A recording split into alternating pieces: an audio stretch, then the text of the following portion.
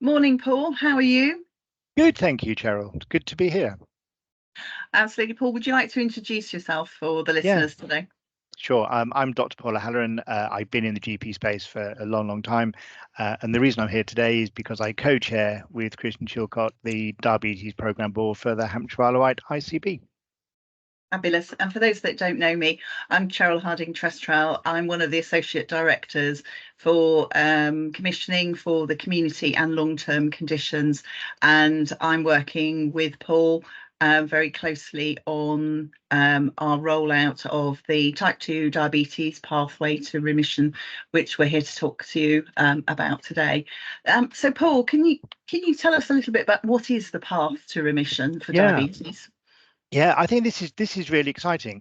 The path to remission is sort of slightly rebadged. The people might know it as the low-calorie diet. And so what's happened is that as a result of Roy Taylor in Newcastle, he published some amazing work some years ago now. In fact, we've just had the 5-year follow-up from his trials called the Direct trial. It shows quite clearly that if you can lose a chunk of weight up to maybe 10% or 10 kilos or even more than that, there's a good chance that you're going to be able to put your type 2 diabetes, and this is only for type 2 diabetes, not type 1 or anything else, you can put your type 2 diabetes into remission. It's important to say it's into remission. You don't cure it. It's always there. You have the potential of, should you put weight back on, or going back into becoming diabetic. But the fundamental crux of the program is that it's a scientifically based, evidence-based, free at the point of delivery to the patient program that lasts a year, where you lose weight doing the soups and shakes, doing the low calorie diet, and then you have an educational process for the remaining part of the year where you have the maintenance part, and such that you get your head, if you like, into the idea of exercise, movement, activity. You understand much more about healthy eating, healthy living. There's mindfulness training and so on. So I think it's a great program that's got really good evidence behind it for allowing people in the relatively early stages of their type 2 diabetes journey to put themselves into remission. Brilliant. That sounds really exciting. So who's it for really then? Okay, so we know that diabetes is, as I say, it's a journey. And so the evidence looks that the earlier you lose weight and put yourself into remission, the better. So the national program, so this is a joint piece of work between Diabetes UK and NHS England. They've actually got 4 different providers, and our provider happens to be Xyla, which is the same company that provides the NHS Diabetes Prevention Programme within Hampshire Wight. That provider will offer, say, the full year package. So what has been decided nationally is that it will be offered, or could be offered, to anyone who's had their type 2 diabetes diagnosed within the last 6 years, anyone who is between 18 and 65, and then there's all other criteria, such as obviously really keen to be on it, not on any insulin. So you can be on various diabetes tablets, but not insulin. And then there's sensible exclusion criteria as well. So, for example, it would be sensible not to have an eating disorder. It would be sensible not to have underlying cancer. It would be sensible not to be very unwell with various other illnesses. So the criteria, I think, are very reasonable. The sooner that you can offer this within that patient's journey, I think the better. And certainly 6 years was decided as a result of the trial data, because beyond that, the chances of going into remission decrease quite substantially. Okay, brilliant. And what sort of diet replacement are we talking about? Okay, providing the patient meets the criteria, on day 1, you have a total diet replacement. The evidence is quite clear that if you want to lose weight, decreasing your regular diet is much harder than having a full dietary replacement. And so the company Xyla have partnered with a company that produces soups, shakes and porridges. There's a total of 10 of them, and each day you will choose one unit for breakfast, lunch, and dinner, and then one spare, so 4 a day, which gives a total calorie output of about 800 calories, maybe 850. So at the start of the program on day one, you would stop all of your routine diet and you would go on to a soup and shake type diet, which is funded by the NHS. And say the evidence behind that, it's easier sort of mentally, conceptually, to go on to that diet than trying to halve your normal diet or cook yourself a smaller portion or whatever else is going on. So soups and shakes, the evidence behind that is now overwhelming. We are the fourth wave of this rollout. So of 4, so we have the benefit of having learned a whole load of stuff, not only from the trial, but also from the national rollout of this. And so Xyla now have, I think they've had over 2,500 referrals. And so they're very experienced at knowing what to do and how to do it. And of course, within the medical space, we also know that it's safe and effective. Brilliant. That's really helpful. And of course, we have a lot of links on our own Hampshire and Isle of Wight Xyla webpage about this programme, and there are some really good patient education videos, some information for patients as well as information for the professional community as well. Paul, I've picked up some reservations about this programme because it involves changing medication at the onset. Can you tell us a little bit about that? Yeah, sure. One of the things that they were very aware of in the direct trial is that when you go onto a low calorie diet, your average blood sugar within the first week, often within the first 48 hours, comes down substantially. And again, I've got some really good slides to show that. But your average blood sugar goes from an average of about 12 millimoles down to about 6.5, 7. So it comes crashing down. And so the risk there is that if patients are on lots of different medication for their diabetes, they risk significant hypoglycemia. So within the direct trial, they actually stopped all diabetes medication. We've learned a bit that if you stop everything, there is a small risk of going actually a little bit too high. So the advice now is that if you're on 2 or less medications for your diabetes, on day 1 of the total dietary replacement, TDR as it's called, stop both of those medications. Doesn't matter what they are, stop them. Now, I think that it's likely that most of the patients that we refer into this program are going to be on no medication for their diabetes because they're early on in their journey, or possibly 1 medication, or possibly 2.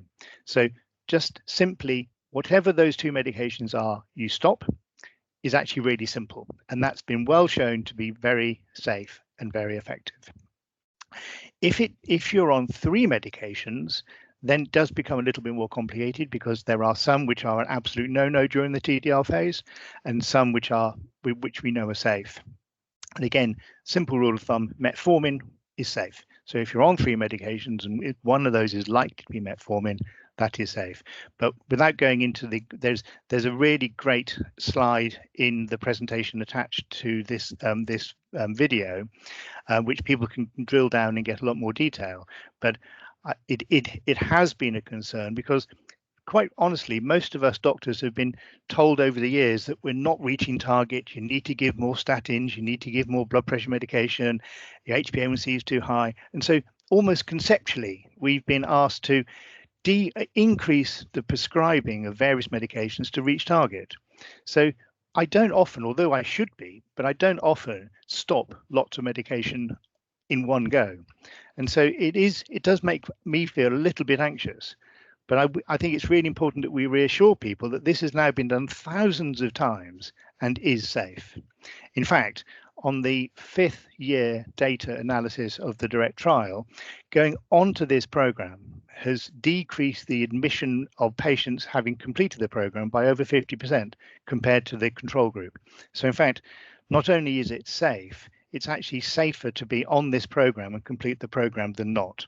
So I think there's really, really hard evidence of the effectiveness of the low calorie diet program, of the Path to Remission. That is great and really reassuring, and I'm sure people will appreciate that. How do we refer? How do GPs refer into this opportunity? Okay, there's several. There's one way of referring. It is a little bit complicated, and I think it takes a bit of time because of the medication. Now, the referral form itself will be on your system. You might have to look for it, but nearly all practices within Hampshire have access to Ardens, whether that's a System 1 practice or a EMIS practice. So the forms themselves will be on there, and although it looks a little bit complicated, because at the point of starting the total dietary replacement, the medication needs to have been reviewed. And obviously, if patients are on no medication, it's very easy. If they're on 3 medications for their diabetes, it's a little bit more complicated. And then you also have the issue about hypertension, because again, there's very good evidence that on the start of your TDR phase, your blood pressure will go down quite a lot. So again, there needs to be a modification of hypertension medication, which again is in the link to this program. So the plan is that at the point of referral, the GP or the healthcare professional who is responsible for prescribing, whether that's a pharmacy colleague or an advanced nurse practitioner or whoever, or a combination of all three, the person will have a discussion with the patient to make sure the patient understands what we're asking them to do. The referral form itself then has a drop-down box for all the medication. So all you need to do is click on the medication and then write down what you want the patient to do. So let's assume the patient's just on metformin. On day 1, you would say, stop the metformin. That will be then, the referral form will show that. That will be then emailed to Xyla, who will be able to pick it up very easily. But I also suggest that you actually write to the patient as well. So whether you print off the referral form and give it to the patient, or whether you AccuRx the patient those details. But I think it's really important the patient knows, because I know whenever I see my GP, I only remember half of it. And so it's important that the patient knows exactly what to do, because although it's difficult for us to stop medication to our patients, it's just as difficult for the patients to actually stop as well, because they're not used to it. So clear written instructions is key to this. Once the patient has been referred, and then Xyla make the assessment and start the program and make sure the patient's motivated and so on, they will be monitored. There are 2 strands to the program. The strand can be either face-to-face, which is a 1-to-1, or it can be online, which is still 1-to-1 with a health professional diabetes specialist. And so the patient's blood pressure and blood sugar will either be done by the person face-to-face, or the patient will be given a blood pressure machine and a blood sugar machine. So even if we don't get it quite right on the first moment of medication, if the blood pressure goes up or the blood sugar goes down or the blood sugar goes up, whatever happens, they will be monitored, and so we can then make adjustments. So again, it's all part of the safety component of the program. Brilliant, thank you. So where can our GPs and practice nurses, where can they find more information? Okay, what I'm doing with my patients is, I might have a quick conversation with them. Would they be interested in a soups and shakes, low calorie diet? Say it's 3 months of that, and then there's a food introduction. During those 3 months, you really shouldn't take any food. There's no extra little bit of pizza here or there. One thing that I know some patients really struggle with is no alcohol for 3 months, which has its own healthcare benefits, obviously. But you can have tea or coffee, providing there's no milk or sugar. So it is quite onerous. Some people say that the 0-calorie Coke is okay. I personally think it's not okay, but it's not to do with the calories. It's just the argument around ultra processed food. But maybe that's another video recording. So I think that if people cope with the 3 months of soups and shakes, and then I direct them to a patient information video that Xyla have produced, which goes into much more detail, and the patient then can decide in the sort of cold light of day whether it's for them. Because, and that's only 3 minutes, isn't it? It's exactly. a very short video, but very informative. It's short, very informative, But I think that in the heat of the moment, patients often say, yeah, that would be great. But when they have a chance to really think about what it means, some people are obviously less keen. Having said that, I'm a massive advocate because I think this is one of the few moments that we can genuinely put a significant and serious illness into remission. And so if you look at all the data in all the first world countries out there, diabetes is becoming the most expensive disease that we're managing. And this is an opportunity. We now know from the 5-year direct trial, not only do we put the diabetes into remission, we also significantly decrease all the complications of diabetes. So whether you become blind, whether you have kidney failure, whether you have a major, large or small vessel disease. So it really is a game changer.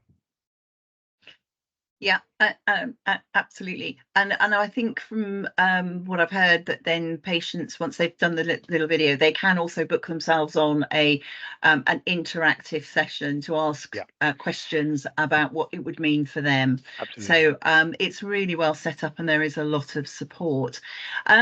Just thinking about the prevention of diabetes in the first place, Paul, how's the National Diabetes Prevention Programme going for Hampshire and Isle of Wight? Yeah, great. This is really interesting, and I was involved with it rollout in Hampshire. Again, this is, I think, a really novel program. This is one of the first behavioural change programs delivered on a national scale anywhere in the world. And so again, the evidence around patients living with pre-diabetes, non-diabetic hyperglycemia, so the standard HbA1c between 42 and 47, we know that it's highly likely that some of those patients are going to go on to type 2 diabetes within the next 1, 2, 3, 5 years. If people were to go on to a weight loss and activity exercise program, the risk of their diabetes, risk of developing diabetes, can be significantly increased. In Hampshire now, we've been part of that NHS diabetes prevention program for, I think it's probably 4 or 5 years, a long time. I know that it's firmly embedded into most practices now. There's still some practices that are low referrers compared to others, but I'm rather hoping that everyone, if there are anyone listening to this, they'll have heard of it. They know how to refer. The referrals themselves are easy to do. They're all embedded within both systems in Hampshire. And say Xyla, which is the company that delivers the same program, are the same program that are undertaking the path to remission. So they're used to Hampshire. They know Hampshire well. One thing that I think is novel about the NDPP, the NHS Diabetes Prevention Programme, is that up until recently, the patients have needed to be referred by a healthcare professional. And we know that in some groups of people, particularly, well, only really, people living with gestational diabetes, they can now refer themselves. Now, I think this is actually a big step forward, because if we were to diagnose pre-diabetes or gestational diabetes in someone who's pregnant, oddly enough, they have other things on their mind when they're pregnant other than their diet and their exercise. And so making a referral to a dietary behavioral change program whilst pregnant or just after pregnancy is not likely to be very, very effective. And so we know, again, people having had gestational diabetes are much more likely to go on to type 2 diabetes later on in life. And so no matter what their HbA1c, providing they haven't become diabetic, they're now eligible to refer themselves into the NHS Diabetes Prevention Programme. And the other aspect of the work that we're doing to prevent and reduce the impact of diabetes across Hampshire and Isle of Wight is the early onset diabetes programme or project that we are rolling out. Yeah, this is another interesting project. We know that we struggle to reach every type 2 diabetic patient in our practices. I know that GPs are working really hard to reach all of those, but there are some folk who are more difficult to reach than others. And equally so, there are some folk who are more risky than others. And it's quite clear, having looked at NDA data now for some years, and there's National Diabetes Audit data, that it seems to be people diagnosed with type 2 diabetes under the age of 40 are riskier than people who have their diabetes diagnosed later on in life. And I guess it's not rocket science in a way, is it? Because if you're say 35 when you have your type 2 diabetes, you've got a lot of years ahead to get all the complications. And sure enough, that's exactly what happens. And so not only are they living with their type 2 diabetes longer, they are at a higher risk of complications. They're at a higher risk of all of the complications of diabetes, micro and macrovascular, but also because some of them will understandably be ladies, be female, they also get pregnant, and so the type 2 diabetes has a profound effect potentially on their baby as well. And so this is a cohort, and say people have done all sorts of genetic testing, and it looks as though they do seem to have a different phenotype, a different genotype compared to the generality of type 2 diabetic patients. And so they are riskier, and they do have a greater impact further on in life, and they also have an impact on their children. So it was felt by NHS England that this is a really good cohort to look at, which I totally agree.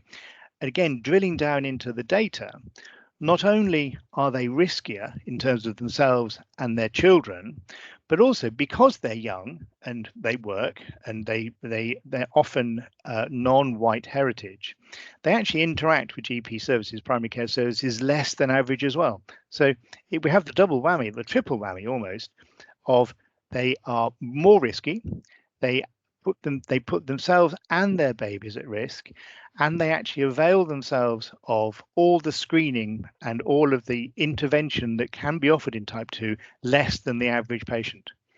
And say it's very understandable why.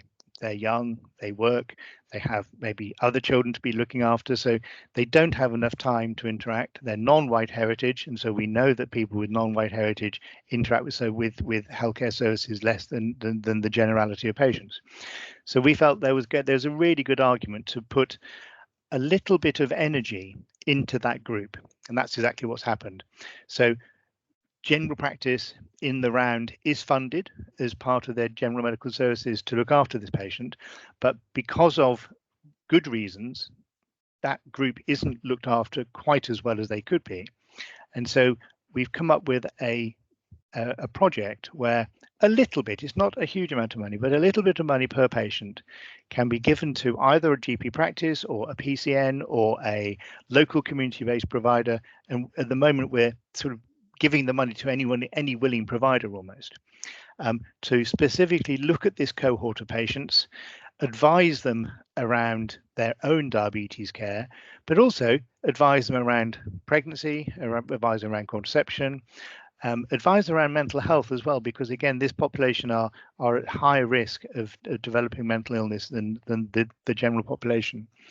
And just to put it into context, we know they're relatively rare, compared to my typical patient who's maybe sort of 65 with a BMI of 35, whatever. There's about 2,500 patients living with type 2 diabetes under 40 years of age in Hampshire at the moment. So that works out, if you do the maths within North and Mid Hampshire, for example, that would be maybe 450 patients, something like that.